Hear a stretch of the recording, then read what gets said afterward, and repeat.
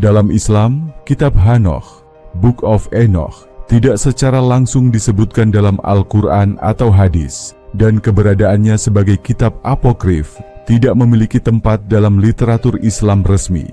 Namun, beberapa elemen dalam kitab Hanoch dapat memiliki kemiripan dengan konsep atau kisah dalam tradisi Islam.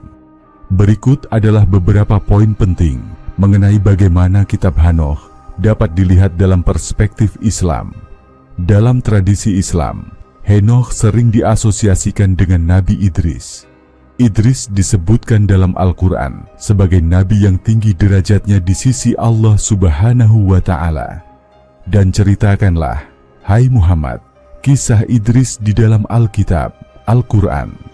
Sesungguhnya dia adalah seorang yang sangat mencintai kebenaran dan seorang nabi. Dan kami telah mengangkatnya ke martabat yang tinggi. Quran Surat Maryam ayat 56-57. Idris dikenal sebagai nabi yang bijaksana, memiliki pengetahuan mendalam, dan sebagai orang pertama yang menulis menggunakan pena. Dalam beberapa tafsir dan tradisi, Idris juga digambarkan sebagai nabi yang diangkat ke langit, mirip dengan cerita pengangkatan Henoch dalam tradisi Yahudi Kristen. Kitab Hanoch berbicara tentang Watchers, para malaikat penjaga yang jatuh ke dalam dosa karena hubungan mereka dengan manusia. Mereka mengajarkan ilmu-ilmu terlarang kepada manusia, seperti astrologi, sihir, dan perang. Dalam Islam, kisah semacam ini tidak secara eksplisit disebutkan, tetapi terdapat cerita tentang makhluk-makhluk seperti iblis dan setan yang juga pernah melanggar perintah Allah Subhanahu wa Ta'ala. Contohnya adalah kisah Harut dan Marut, dua malaikat yang diuji di bumi dan mengajarkan manusia sihir sebagai bentuk ujian, sebagaimana disebutkan dalam Al-Quran. وَاتَّبَعُوا مَا تَتْلُو الشَّيْطِينُ عَلَى مُلْكِ سُلَيْمَانَ وَمَا كَفَرَ سُلَيْمَانُ وَلَكِنَّ الشَّيَاطِينَ كَفَرُوا يُعَلِّمُونَ النَّاسَ السِّحْرَ وَمَا أُنْزِلَ عَلَى الْمَلَكَيْنِ بِبَابِلَ هَارُوتَ وَمَارُوتَ وَمَا يُعَلِّمْنِ مِنْ أَحَدٍ حَتَّى يَقُولَا إِنَّمَا نَحْنُ فِتْنَةٌ فَلَا تَكْفُرْ فَيَتَعَلَّمُونَ مِنْهُمَا مَا يُفَرِّقُونَ بِهِ بَيْنَ الْمَرْءِ وَزَوْجِهِ وَمَا هُمْ بِضَارِّينَ بِهِ مِنْ أَحَدٍ إِلَّا بِإِذْنِ اللَّهِ وَيَتَعَلَّمُونَ مَا يَضُرُّهُمْ وَلَا يَنْفَعُهُمْ وَلَقَدْ عَلِمُوا لَمَنِ اشْتَرَاهُ مَا لَهُ فِي الْآخِرَةِ مِنْ خَلَاقٍ وَلَبِئْسَ مَا شَرَوْا بِهِ أَنفُسَهُمْ لَوْ كَانُوا يَعْلَمُونَ. Dan mereka mengikuti apa yang dibaca oleh setan-setan pada masa kerajaan Sulaiman. Dan mereka mengatakan bahwa Sulaiman itu kafir. Padahal Sulaiman tidak kafir, hanya setan-setan itulah yang kafir. Mereka mengajarkan sihir kepada manusia dan apa yang diturunkan kepada dua malaikat di negeri Babil, yaitu Harut dan Marut. Quran Surat Al-Baqarah ayat 102.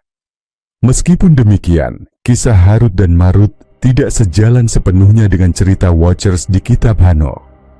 Kitab Hanoch banyak berbicara tentang penghakiman ilahi, surga, neraka, dan nasib roh-roh manusia. Dalam Islam, konsep ini juga sangat penting. Al-Quran menegaskan bahwa pada hari kiamat, Allah Subhanahu wa Ta'ala akan mengadili semua makhluk berdasarkan amal perbuatannya, dan ada surga serta neraka sebagai balasan. Namun, wahyu dalam Islam dianggap final dan sempurna dalam Al-Quran, sehingga detail-detail dari kitab Hanoch tidak dianggap relevan. Sebagai contoh, pengetahuan tentang malaikat atau kehidupan setelah kematian dalam Islam sepenuhnya bersumber dari wahyu Al-Quran dan hadis. Kitab Hanoch memberikan wawasan tentang kalender kosmis dan rahasia langit. Dalam Islam, pengetahuan semacam ini juga dianggap sebagai bagian dari tanda-tanda kebesaran Allah Subhanahu wa Ta'ala. Tetapi umat Islam diajarkan untuk menjauh dari spekulasi tentang hal-hal gaib yang tidak dijelaskan secara jelas dalam wahyu. Dan tidak ada yang mengetahui tentara Tuhanmu, melainkan Dia sendiri. Quran Surat Al-Mudaththir ayat 31. Ayat ini mengingatkan umat Islam untuk tidak berspekulasi tentang detail-detail makhluk gaib seperti malaikat atau cara kerja kosmos yang tidak diungkapkan secara eksplisit dalam wahyu. Islam memandang kitab-kitab selain Al-Quran, terutama yang terkait dengan tradisi Yahudi dan Kristen, sebagai teks yang mungkin berisi sisa-sisa wahyu yang benar, tetapi telah tercampur dengan tambahan manusia. Ini juga berlaku untuk kitab Hanokh. Sebagai kitab apokrif, ia tidak dianggap sebagai sumber otoritatif dalam Islam, tetapi beberapa kisahnya dapat dianggap memiliki kemiripan dengan tradisi Islam, meskipun tidak sepenuhnya identik. Dalam Islam, kitab Hanokh tidak memiliki status otoritatif dan tidak disebutkan secara eksplisit dalam Al-Quran atau hadis. Namun, kisah tentang Nabi Idris, para malaikat, dan penghakiman ilahi menunjukkan beberapa kemiripan tematik. Umat Islam diajarkan untuk fokus pada wahyu Al-Quran sebagai sumber utama pengetahuan tentang Allah Subhanahu wa Ta'ala, nabi-nabi, dan kehidupan setelah kematian.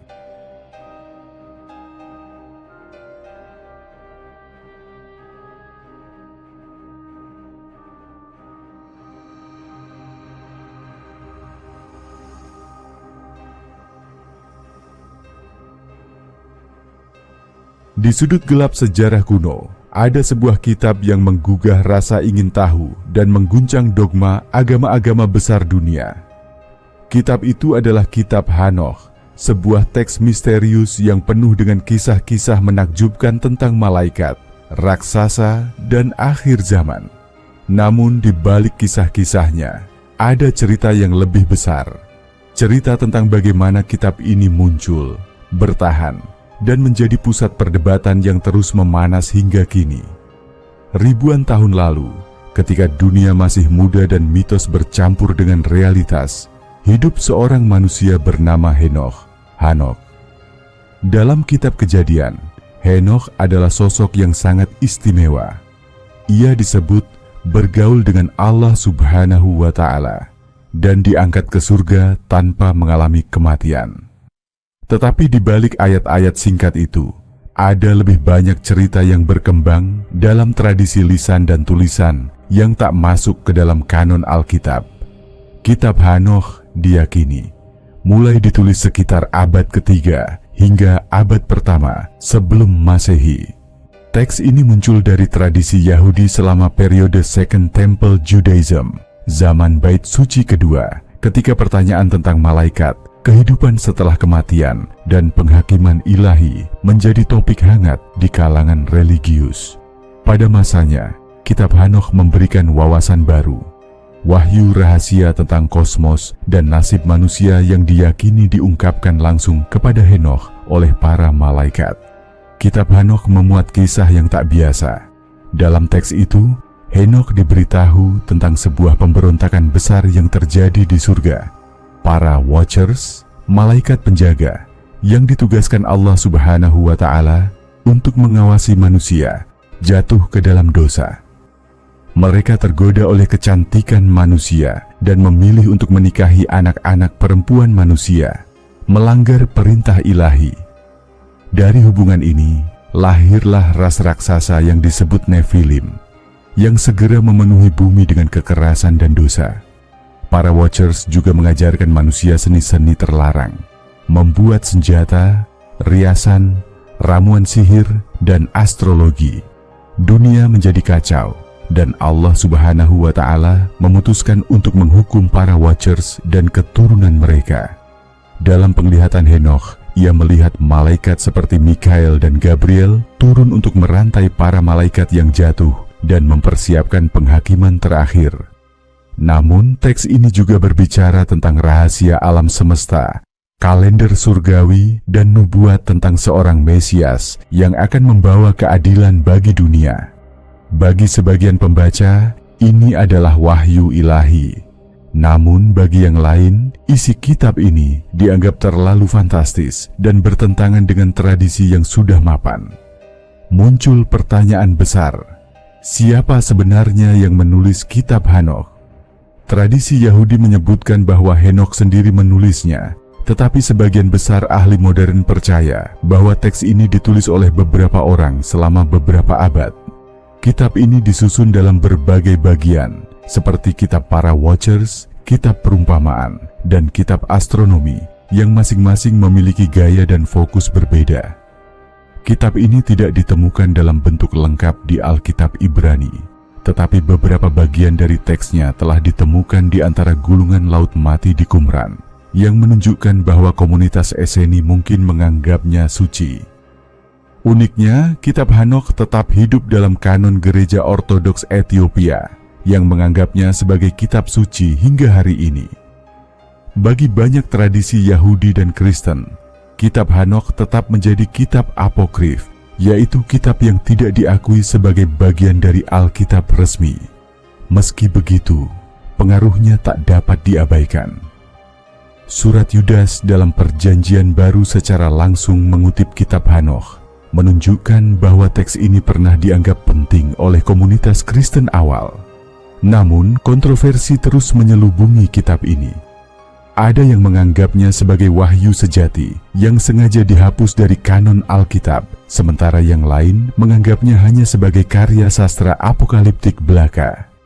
Para skeptis mempertanyakan keabsahannya, sementara para penggemar teori konspirasi mengaitkannya dengan rahasia kosmik yang disembunyikan oleh agama-agama besar. Terlepas dari kontroversi, kitab Hanokh tetap memikat pembaca modern dengan visinya yang fantastis dan pesan moral yang mendalam. Kisahnya mengingatkan kita tentang bahaya keserakahan, kekuasaan yang disalahgunakan, dan pentingnya keadilan ilahi. Mungkin misteri terbesar dari kitab Hanokh bukanlah siapa yang menulisnya atau mengapa, tetapi bagaimana teks ini terus hidup, memengaruhi, dan menginspirasi manusia selama ribuan tahun. Kitab Hanokh, juga dikenal sebagai Book of Enoch, adalah teks apokrif yang sangat menarik dalam tradisi Yahudi dan Kristen awal. Kitab ini tidak termasuk dalam kanon Alkitab Ibrani atau Perjanjian Baru, tetapi dihargai oleh beberapa kelompok, terutama komunitas Kristen Ethiopia, tokoh-tokoh yang berkaitan dengan kitab Hanokh.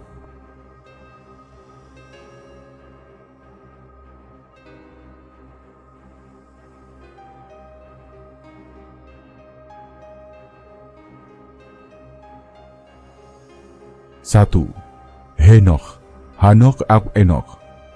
Tokoh utama dalam kitab ini adalah Henokh, yang dalam Alkitab disebut sebagai keturunan ketujuh dari Adam.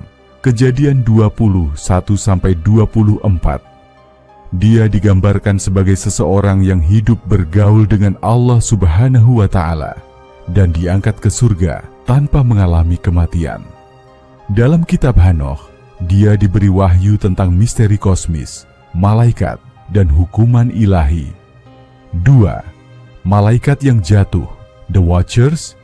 Kitab Hanokh menjelaskan tentang para Watchers, Grigori, sekelompok malaikat yang jatuh dari surga karena menikahi manusia dan melahirkan ras raksasa bernama Nephilim. Nama-nama seperti Azazel dan Semjaza sering muncul sebagai pemimpin para malaikat yang memberontak ini. 3.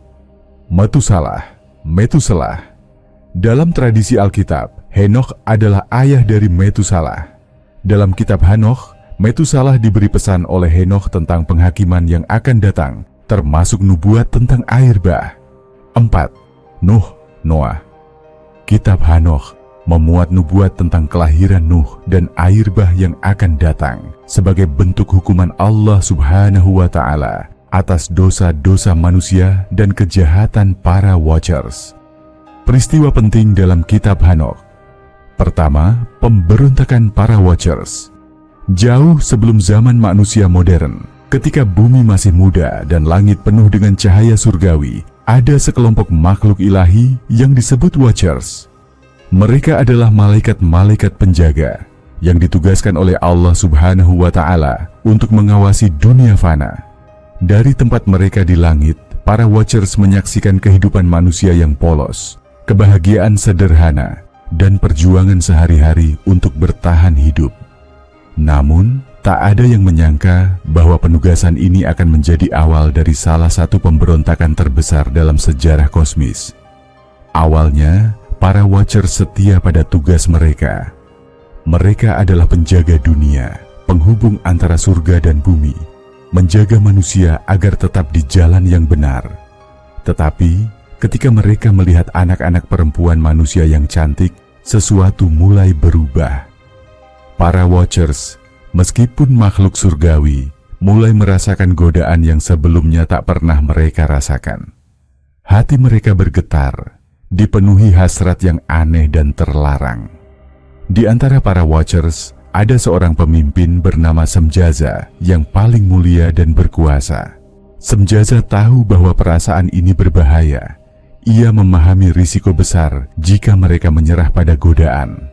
Namun, ia juga tahu bahwa keinginannya semakin kuat dan ia tidak sendirian. Banyak Watchers lain merasakan hal yang sama. Jika aku melangkah, Semjaza berkata kepada yang lainnya, kalian harus bersamaku. Jika tidak, hukuman akan jatuh hanya pada diriku. Para Watchers satu persatu mengangguk. Mereka membuat perjanjian, sumpah yang akan mengikat mereka bersama. Di puncak Gunung Hermon, mereka berkumpul, bersumpah setia untuk melanggar hukum surga demi mengejar keinginan mereka. Dengan perjanjian yang mengikat, para Watchers turun ke bumi. Mereka mengambil istri dari anak-anak perempuan manusia dan memulai kehidupan baru di dunia fana. Dari hubungan terlarang ini, lahir generasi raksasa yang disebut Nephilim. Mereka adalah makhluk besar dengan kekuatan luar biasa, tetapi juga penuh dengan kekerasan dan keserakahan. Nephilim segera memenuhi bumi dengan kehancuran, memakan segala sesuatu yang ada, bahkan memangsa manusia.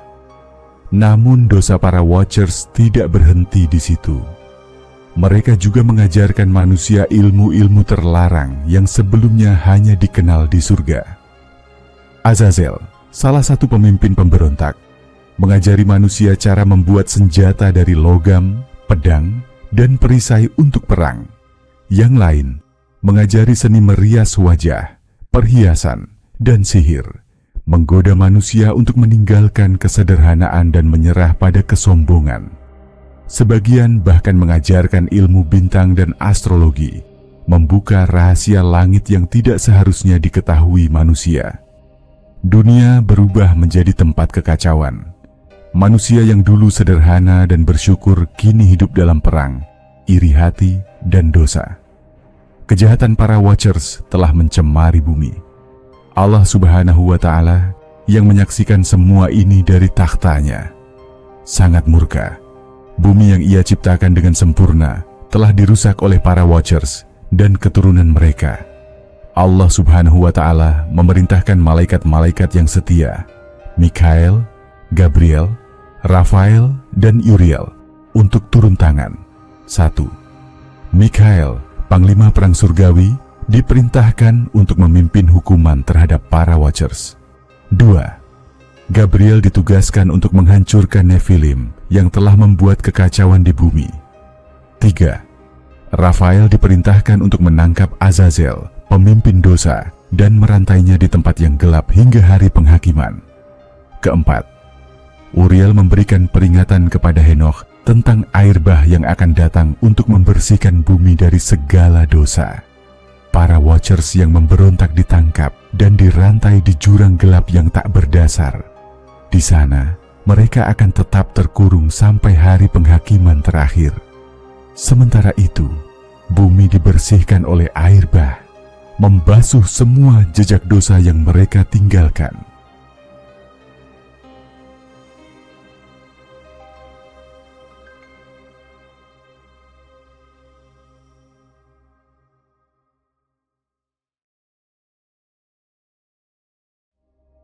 Meskipun pemberontakan para Watchers telah dihentikan, dosa mereka meninggalkan bekas abadi. Pengetahuan terlarang yang mereka ajarkan terus hidup dalam hati manusia, dan godaan yang sama terus menghantui dunia. Kisah mereka menjadi peringatan abadi tentang bahaya kesombongan, hasrat yang tidak terkendali, dan melanggar hukum Allah Subhanahu wa Ta'ala. Dan di atas semua itu, cerita tentang para Watchers mengajarkan bahwa tidak ada yang dapat melarikan diri dari penghakiman ilahi, tidak peduli seberapa kuat atau mulianya mereka. Kedua, hukuman bagi Watchers dan Nephilim. Di puncak langit, di antara cahaya gemilang surga, murka Allah Subhanahu wa Ta'ala bergejolak. Dosa para Watchers telah mencapai puncaknya, mencemari bumi dengan kekerasan, keserakahan, dan ilmu terlarang. Allah Subhanahu wa Ta'ala, Sang Pencipta, tak akan membiarkan ketidakseimbangan ini terus berlangsung. Hukuman harus dijatuhkan dan keadilan harus ditegakkan. Bumi yang dulu damai kini telah berubah menjadi medan kehancuran. Para Nephilim, keturunan terlarang dari Watchers dan manusia, adalah raksasa perkasa yang melahap segala sesuatu yang ada di depan mereka.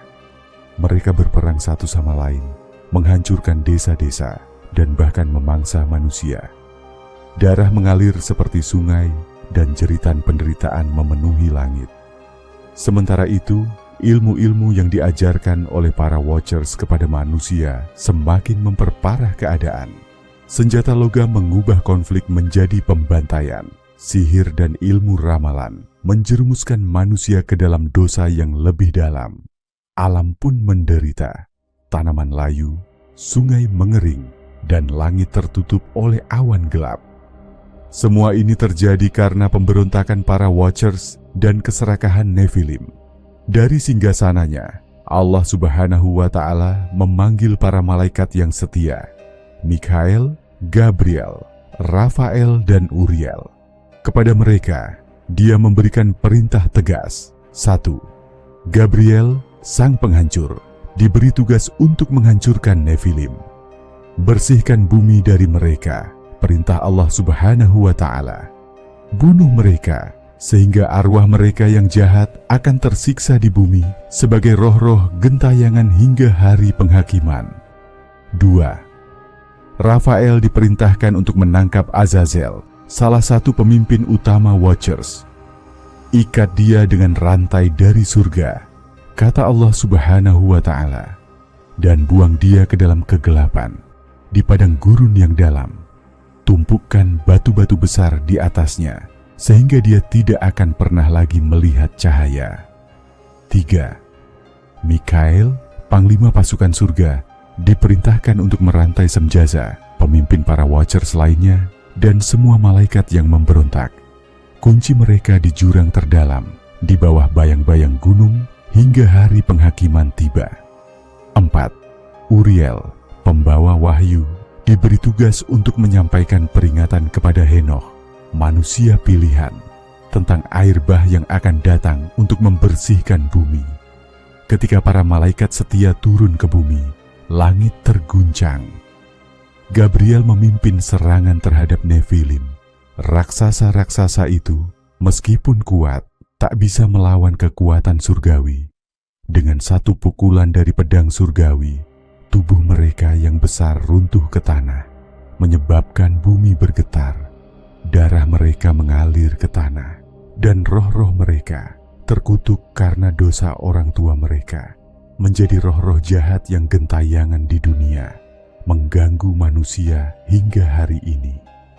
Sementara itu, Rafael menemukan Azazel di tempat persembunyiannya.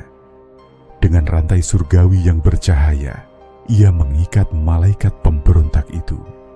Azazel meronta, mengaum dengan kemarahan, tetapi tidak ada kekuatannya yang mampu melawan perintah Allah Subhanahu wa Ta'ala. Ia dilemparkan ke dalam jurang yang gelap, dan batu-batu besar ditumpukkan di atasnya, mengurungnya dalam kegelapan abadi. Mikael memimpin pengejaran terhadap Semjaza dan para Watchers lainnya. Mereka ditemukan bersembunyi di gua-gua dan lembah-lembah tersembunyi. Satu persatu, mereka dirantai dan dilemparkan ke dalam jurang terdalam di bawah bumi. Tempat mereka akan tetap terkurung hingga hari penghakiman. Jeritan mereka menggema, tetapi tidak ada belas kasihan bagi mereka yang telah menghancurkan dunia. Setelah Watchers dan Nephilim dihancurkan, bumi masih kotor oleh dosa manusia. Maka Allah Subhanahu wa Ta'ala memutuskan untuk mengirimkan air bah besar sebagai bentuk pembersihan total. Henokh yang telah diberi peringatan oleh Uriel menyampaikan pesan ini kepada anak-anaknya. Namun cucunya, Nuh, dipilih oleh Allah Subhanahu wa Ta'ala untuk membangun bahtera dan menyelamatkan sisa umat manusia yang layak. Air bah itu datang seperti badai yang dahsyat, menyapu segala sesuatu yang ada di bumi. Bangunan-bangunan runtuh, gunung-gunung tenggelam, dan setiap makhluk yang tidak berada di dalam bahtera dihancurkan. Nefilim yang tersisa bersama dengan dosa-dosa mereka dilenyapkan oleh kekuatan air. Dengan hilangnya para Watchers dan Nefilim, bumi akhirnya dibersihkan. Tetapi dosa mereka tetap meninggalkan bekas.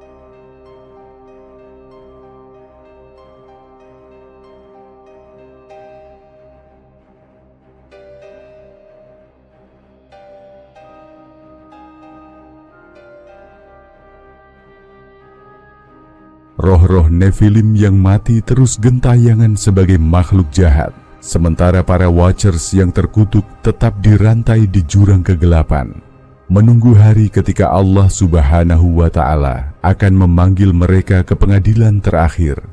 Cerita tentang hukuman mereka menjadi peringatan abadi bagi seluruh ciptaan, bahwa tidak ada makhluk, bahkan yang surgawi sekalipun, yang dapat lolos dari keadilan Allah Subhanahu wa Ta'ala. Ketiga, wahyu kosmis Henokh. Malam itu begitu sunyi. Langit bersinar dengan bintang-bintang yang gemerlap, tetapi Henokh merasakan sesuatu yang berbeda. Ada keheningan yang dalam, seperti alam semesta sedang menahan napas.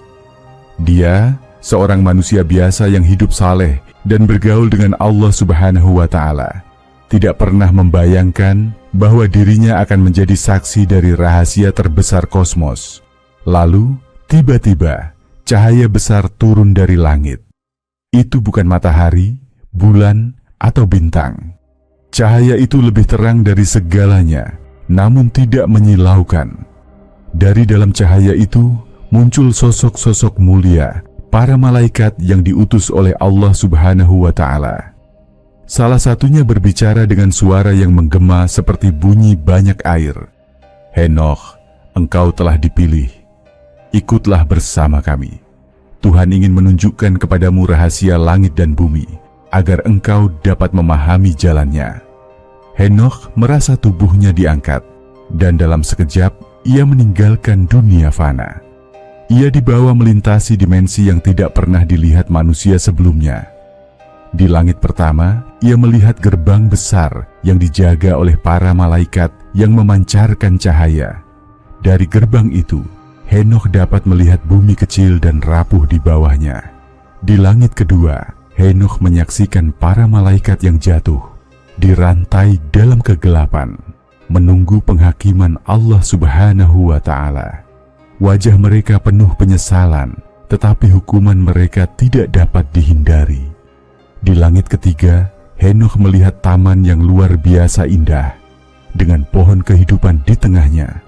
Sungai-sungai mengalir dengan air yang bercahaya, dan aroma harum memenuhi udara. Inilah Firdaus, kata malaikat itu. Disinilah tempat orang-orang yang setia kepada Allah Subhanahu wa Ta'ala akan berdiam selamanya. Henokh terus naik ke langit keempat, kelima, dan seterusnya, hingga ia tiba di langit ketujuh. Di sana, ia berdiri di hadapan takhta Allah Subhanahu wa Ta'ala, yang dikelilingi oleh cahaya yang tak terlukiskan. Malaikat-malaikat agung berdiri di sekeliling, menyanyikan pujian tanpa henti. Henokh merasakan dirinya begitu kecil, tetapi juga begitu dicintai oleh Sang Pencipta. Henokh diberi wahyu tentang rahasia besar yang tersembunyi dari manusia. Para malaikat menjelaskan kepadanya bagaimana Allah Subhanahu wa Ta'ala menciptakan dunia, mengatur bintang-bintang, dan mengatur musim serta waktu.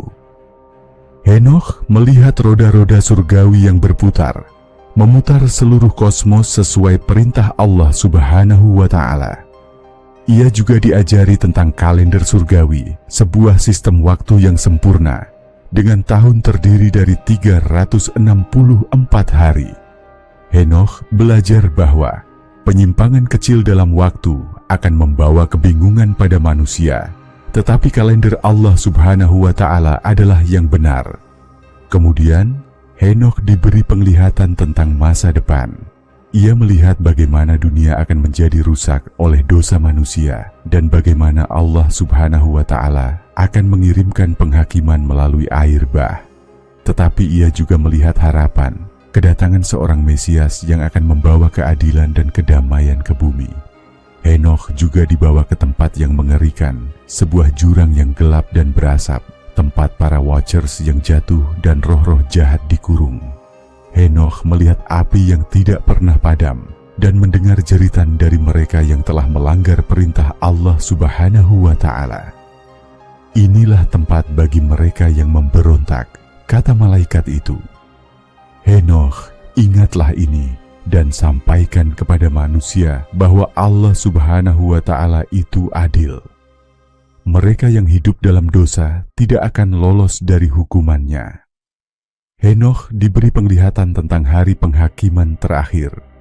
Ia melihat buku besar dibuka, di mana segala perbuatan manusia dicatat.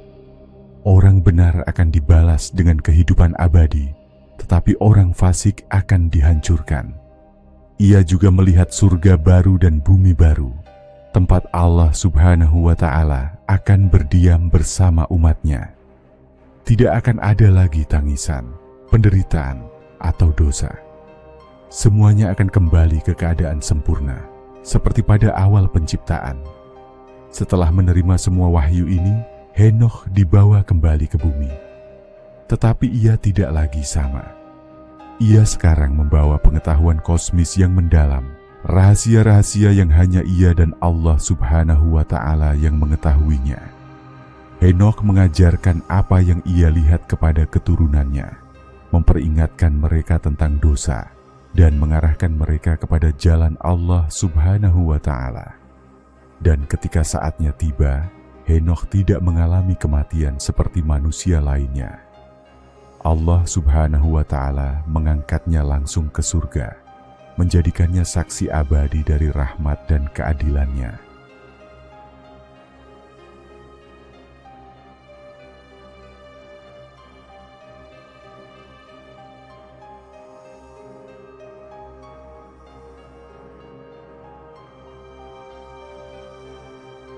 Kisah Henokh adalah pengingat bahwa dunia ini hanyalah bagian kecil dari rencana besar Allah Subhanahu wa Ta'ala. Rahasia-rahasianya mungkin tersembunyi dari mata manusia, tetapi mereka yang beriman akan menemukan jalan menuju terangnya. Keempat, nubuat tentang Mesias. Di lembah yang sunyi, Henokh duduk termenung, dikelilingi oleh keheningan alam. Malam sebelumnya, ia telah menerima penglihatan yang mengguncangkan jiwa. Itu adalah pesan langsung dari surga, sebuah wahyu besar yang tidak hanya mencakup masa kini, tetapi juga masa depan jauh di mana dunia akan diperbarui. Dalam setiap penglihatan yang ia terima, sebuah sosok muncul, Sang Mesias. Dialah yang akan mengubah segalanya. Henokh merasa beban besar di hatinya. Bagaimana ia bisa menjelaskan kepada manusia lain tentang apa yang ia lihat? Apa yang ia ketahui melampaui batas pemahaman manusia biasa. Namun ia tahu tugasnya. Ia harus menyampaikan nubuat ini agar generasi mendatang dapat berharap kepada Sang Pembebas. Di tengah pengangkatannya ke langit, Henokh dibawa ke sebuah tempat yang sangat terang, lebih terang dari matahari tetapi tidak menyilaukan. Di sana, ia melihat takhta Allah Subhanahu wa Ta'ala yang agung. Di sekitar takhta, para malaikat berdiri dalam barisan, bersujud dalam hormat yang dalam. Lalu, di samping takhta itu, muncullah sosok yang Henokh belum pernah lihat sebelumnya. Ia bukan malaikat, tetapi kemuliaannya menyamai Sang Pencipta. Wajahnya bersinar seperti matahari pagi, matanya seperti api yang menyala, dan di kepalanya ada mahkota keagungan. Henokh mendengar suara Allah Subhanahu wa Ta'ala menggema dengan wibawa yang tak tergoyahkan. Inilah anak manusia yang akan aku utus ke dunia untuk membawa keadilan. Dia adalah harapan umat manusia, terang di dalam kegelapan, dan penguasa yang akan memerintah selamanya. Henokh diberi penglihatan tentang tugas besar Sang Mesias. Ia melihat dunia yang dipenuhi dosa, di mana kejahatan merajalela dan umat manusia tenggelam dalam kesesatan. Para raja yang sombong menindas yang lemah, dan bumi berseru meminta keadilan. Lalu Henokh melihat Sang Mesias turun dari surga. Ia membawa terang yang mengusir kegelapan. Dengan suara penuh kuasa, ia berbicara kepada bangsa-bangsa. Datanglah kepadaku, hai kalian yang lemah dan tertindas. Aku akan memberikan keadilan dan menghapus segala air mata. Henokh melihat Sang Mesias memisahkan orang benar dari orang fasik. Orang-orang benar dibawa ke tempat terang yang penuh damai, sementara orang-orang fasik dihukum di tempat yang gelap, di mana keadilan Allah Subhanahu wa Ta'ala ditegakkan.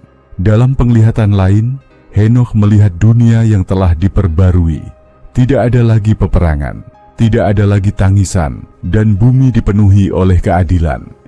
Sang Mesias duduk di atas takhtanya, memerintah dengan kasih dan kebijaksanaan. Semua bangsa datang untuk menyembahnya, dan mereka hidup dalam damai untuk selama-lamanya. Henokh mendengar suara Allah Subhanahu wa Ta'ala lagi. Aku akan berdiam bersama umatku, dan mereka akan menjadi umatku. Tidak akan ada lagi dosa, dan semua ciptaan akan kembali ke keadaan semula, seperti pada hari pertama aku menciptakan dunia.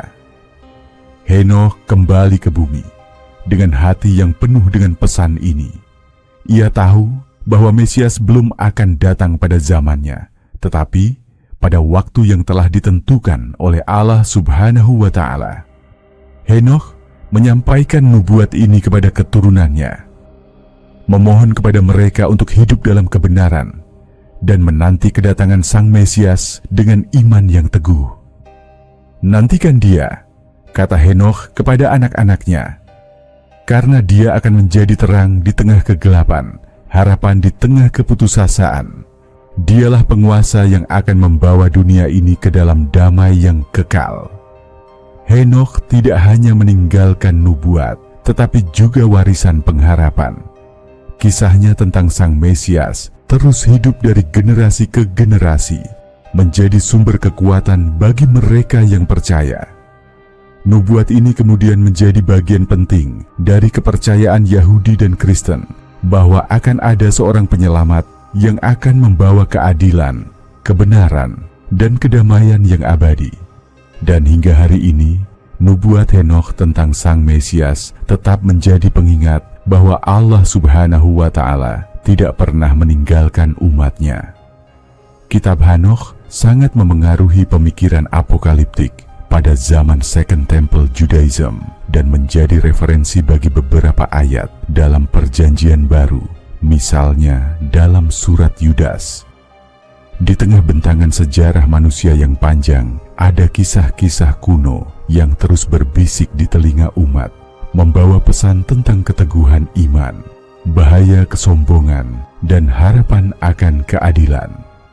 Salah satunya adalah Kitab Henokh, sebuah teks apokrif yang walaupun tidak diakui sebagai kitab suci dalam Islam, menyimpan pelajaran yang relevan untuk direnungkan. Bagi kaum muslim, Kitab Henokh bukanlah panduan spiritual, tetapi sebuah cermin dari hikmah universal yang dapat memperkaya pemahaman tentang keimanan, tanggung jawab, dan kehidupan setelah mati.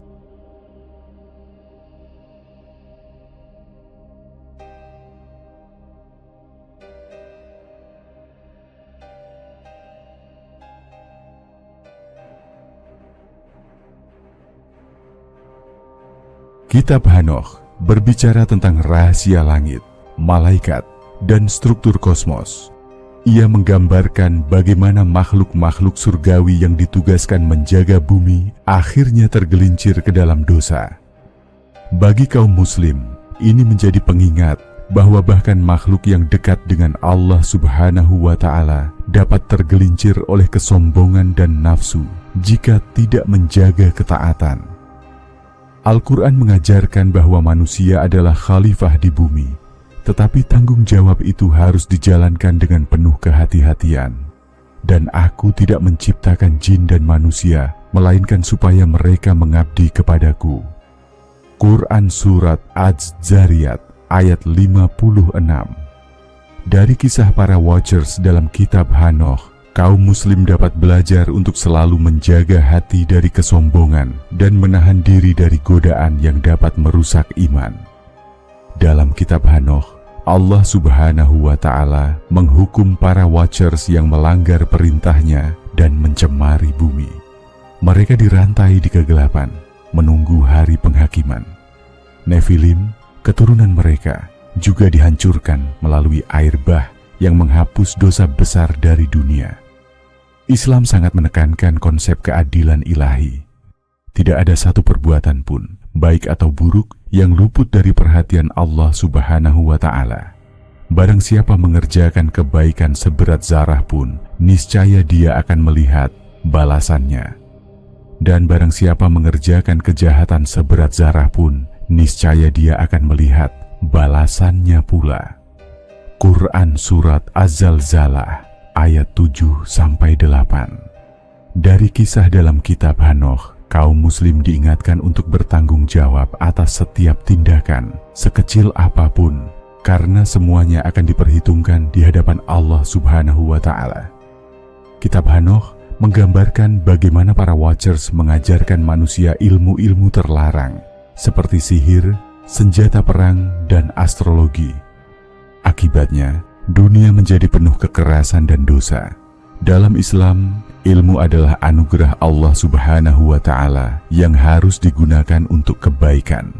Namun ilmu yang disalahgunakan dapat menjadi bencana. Nabi Muhammad bersabda, "Barang siapa yang menuntut ilmu dengan tujuan untuk memperdaya manusia, maka ia tidak akan mencium harumnya surga." Hadits riwayat Abu Dawud. Kaum muslim dapat mengambil pelajaran dari kisah ini untuk selalu menjadikan ilmu sebagai alat mendekatkan diri kepada Allah Subhanahu wa Ta'ala, bukan untuk merusak atau menyesatkan. Kitab Hanoch memuat nubuat tentang seorang penyelamat yang akan membawa keadilan ke bumi. Dalam Islam, pengharapan ini juga hadir melalui konsep tentang Mahdi dan Nabi Isa yang akan kembali di akhir zaman untuk menegakkan keadilan. Bagi kaum muslim, nubuat dalam kitab Hanoch dapat menjadi pengingat untuk tetap berpegang pada harapan, bahkan di tengah dunia yang dipenuhi dengan ketidakadilan. Harapan ini bukan hanya menunggu penyelamat, tetapi juga menjadi individu yang berkontribusi untuk kebaikan. Al-Quran mengajarkan bahwa Allah Subhanahu wa Ta'ala telah menurunkan wahyu kepada nabi-nabi terdahulu, termasuk Nabi Idris yang diasosiasikan dengan Henoch.